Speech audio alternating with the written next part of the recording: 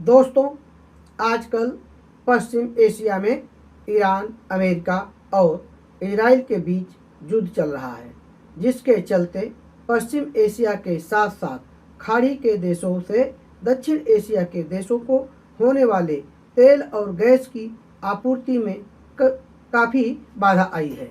लेकिन क्या आप जानते हैं कि तेल को लेकर छिड़ने वाले पहले आइल वार का केंद्र बिंदु भी पश्चिम एशिया ही था और यह युद्ध जापान ने तेल के लिए दक्षिण पूर्व एशिया के देशों के साथ लड़ा था। दूसरे स्क्रीन में चल रहा वीडियो जापान द्वारा छेड़े गए युद्ध के उसी दौर का है। जापान में राजसत्ता सम्राट हिरोहितो के हाथ में थी और प्रधानमंत्री के तौर पर हिदेकी तोजो कुर्सी पर विराजमान थे।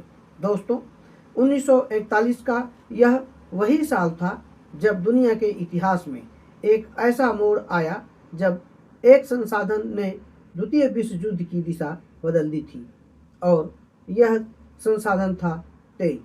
दोस्तों, जापान उस दौर में एशिया में तेजी से उभरती हुई ताकत बनता जा रहा था। जापान की सेना, नौसेना और उद्योग तेजी से फैल रहे थे, लेकिन जापान के सामने एक बड़ी समस्या थी। उसके पास अपना कोई खास तेल के कुएं का न होना। जापान की पूरी सैन्य ताकत विदेशी तेल पर निर्भर थी। उस दौर में जापान 80% तेल अमेरिका से मंगाता था, लेकिन 1941 में दोस्तों हालात अचानक बदल गए और अमेरिका ने चीन पर जापान के विस्तारवादी नीति का विरोध करते हुए जापान को तेल देने पर प्रतिबंध लगा दिया। अब जापान के सामने एक गंभीर संकट था। हालात ऐसे हो गए कि जापान के अपने तेल भंडार महज 1.5-2 साल के लायक ही बचे, जिसका सीधा मतलब था जापानी नौसेना, हवाई जहाज और टैंकों पर रोक लगना। तभी जापानी नेताओं ने एक कठोर फैसला लिया। अगर तेल नहीं खरीदा जा सकता है तो उस पर कब्जा करना होगा। दोस्तों, जापान की नज़र दक्षिण पूर्व एशिया के विशाल तेल क्षेत्रों पर टिक गई, खासकर डच ईस्ट इंडीज पर, जिसे आज हम इंडोनेशिया के नाम से जानते हैं।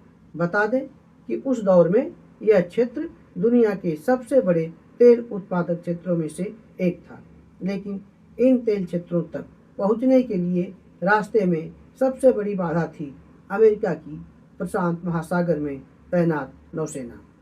जापानियों ने दोस्तों एक साहसी और जोखिम भरी योजना बनाई और 7 दिसंबर 1941 को जापानी विमानों ने हवाई द्वीप में स्थित अमेरिकी नौसैनिक अड्डा पर्ल हार्बर पर अचानक हमला कर दिया, जिसका उद्देश्य था अमेरिका की नौसेना को कमज़ोर करना, जिससे जापान बिना रोक टोक दक्षिण पूर्व एशिया के तेल क्षेत्रों पर कब्जा कर सके।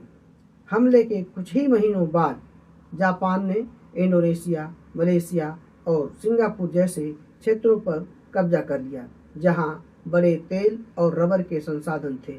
लेकिन पर्ल हार्बर पर हमला करना जापान के लिए एक बड़ी गलती साबित हुआ। इसने अमेरिका को सीधे द्वितीय विश्व युद्ध में शामिल होने के लिए बाध्य कर दिया और इस तरह एक संसाधन तेल ने दुनिया के सबसे बड़े युद्धों में से एक को और भी भयानक बना दिया। इतिहास हमें याद दिलाता है कि कभी कभी युद्ध सीमाओं के लिए नहीं, बल्कि संसाधनों के लिए भी लड़े जाते हैं। नमस्कार।